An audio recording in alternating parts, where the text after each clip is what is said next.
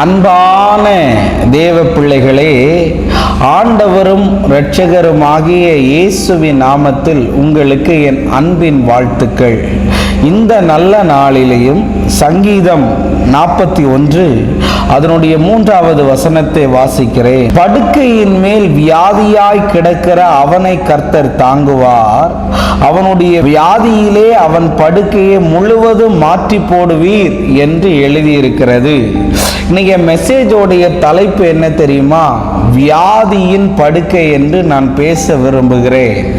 உனக்கு வந்திருக்கிற சில வியாதி உன்னை பெட்டை விட்டு எழும்ப முடியாம உன்னை படுக்க வச்சிருந்ததுன்னா, ஆண்டவர் இன்னைக்கு உனக்கு சொல்லுகிறார், உன் படுக்கையை அவர் மாற்றி போடுகிற நேரம் வந்திருக்கிறது. ஒருவேளை என்னுடைய முட்டியில பயங்கரமான தேய்மானம் என்று டாக்டர்கள் சொல்லிவிட்டார்கள் பிரதர். எனக்கு இந்த வெரிகோஸ் பெயினால ஒரு இடத்துல ரொம்ப நேரம் நிற்க முடியல, படுத்த படுக்கையா இருக்கிறேனேன்னு சொல்லலாம். ஒருவேளை நான் எழும்பி ஏதாவது ஒரு வேலையை செஞ்சுக்கிட்டு இருந்தா எனக்கு கிடினஸ் வருதுன்னு சொல்லலாம்.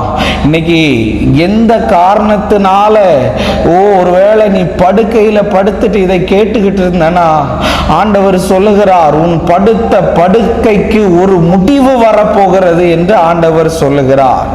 சங்கீதம் 41 அதனுடைய 8வது வசனம் இப்படி சொல்லுகிறது, தீராத வியாதி அவனை பிடித்து கொண்டது, படுக்கையில் கிடக்கிற அவன் இனி எழுந்திருப்பதில்லை என்கிறார்களா? பாத்தீங்களா? தீராத வியாதி அவனை பிடிச்சிருச்சா, அவன் எழும்பவே மாட்டான்னு நிறைய பேர் நினைக்கிறான்.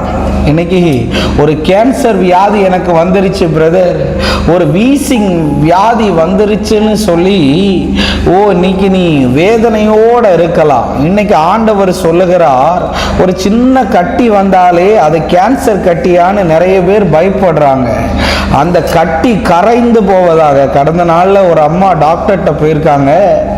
டாக்டர்கிட்ட போனப்போ அந்த டாக்டர் சொல்லியிருக்காங்க, உனக்கு டான்சில் வந்திருக்கு மகளே அப்படின்னு சொல்லியிருக்கிறாங்க. டான்சர் அப்படின்னா இந்த தைராய்டோட சம்பந்தப்பட்ட ஏதோ ஒன்று. இந்த அம்மா காதுல எனக்கு கேன்சர்னு விழுந்திருக்கு. இன்னைக்கு ஐயோ எனக்கு கேன்சர்னு சொல்லிட்டாங்க. ரிப்போர்ட்டை எடுத்து பார்த்தா அது டான்சில்னு வந்திருக்குது. இன்னைக்கு நான் சொல்ல வர, ஒரு எழுத்து மாறினாலே உன் வாழ்க்கையே தொலைஞ்சதுன்னு நீ நினைக்கிற. இன்னைக்கு உன் வியாதியின் படுக்கையில நீ அழுதுகிட்டு இருக்கலாம். இந்த வியாதியிலேயே நான் செத்து போயிருவேனான்னு நீ நினைக்கலாம். இப்படியே என் வாழ்க்கை முடிஞ்சிருமான்னு நினைக்கிற, உன் வியாதியின் படுக்கையை மாற்றுவா. சங்கீதம் 6வது சங்கீதம் அதனுடைய முக்கியமான ஒரு வார்த்தை இருக்கிறது. சங்கீதம் 6:6 இப்படி எழுதியிருக்கு, இரவு முழுவதும் என் கண்ணீரால் என் படுக்கையை மிகவும் ஈரமாக்கி என் கட்டில நினைக்கிறேன். நிறைய பேருக்கு என்ன தெரியுமா, கட்டில கண்ணீர் விடுகிறாங்க, அவங்க பில்லோல, அவங்க பெட்ஷீட்டில் அழுதுட்டே பார்த்துக்கிட்டு இருக்கிறாங்க. இன்னைக்கு உன் வியாதியின் படுக்கையை கர்த்தர் மாற பண்ணுவாராக. ஒரே ஒரு வசனத்தை காண்பிக்கிறேன். யோவான் 5வது அதிகாரம் அவனுடைய 9வது வசனம், உடனே அந்த மனுஷன் சொஸ்தமாகி தன் படுக்கை எடுத்துக்கொண்டு நடந்து போனான் என்று எழுதி இருக்கிறத பார்க்க முடியும். பெதஸ்தா குளத்துக்கிட்ட 38 வருஷம் எழும்ப முடியாம படுத்த படுக்கையா ஒருத்தன் கிடக்கிறான். இயேசு அவனை குணமாக்கின போது, உன் படுக்கையை எடுத்துக்கொண்டு நட என்று சொன்னாராம். ஷபரபலபா. இன்னைக்கு கால்களில கட்டுகளா, எலும்புகளிலே பிரச்சனைகளா, பிசாசு என்ன பெட்டிலேயே உட்கார வச்சுட்டேன், வேலை செய்ய முடியாம. சிலர் ஆவியில பார்க்கிறேன், என் கையெல்லாம் மரத்து போறது போல இருக்கு பிரதர், இந்த வீசிங் ப்ராப்ளத்தினால என்னால தாங்க முடியல, கொடிய வியாதி எனக்கு வந்துருச்சுன்னு.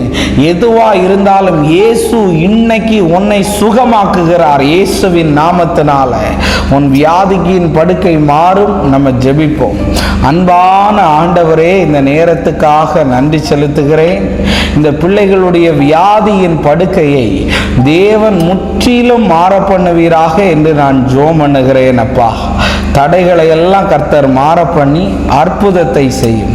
இயேசுவின் நாமத்தில் வேண்டுகிறேன் நல்ல பிதாவே. ஆமென், ஆமென், ஆமென். God bless you. கர்த்தர் உங்களை ஆசீர்வதிப்பார்.